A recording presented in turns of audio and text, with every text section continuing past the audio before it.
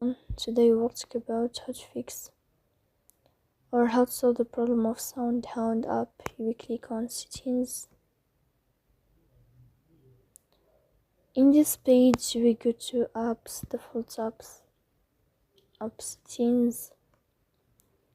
Here in this page you will go to search about the application of SoundHound.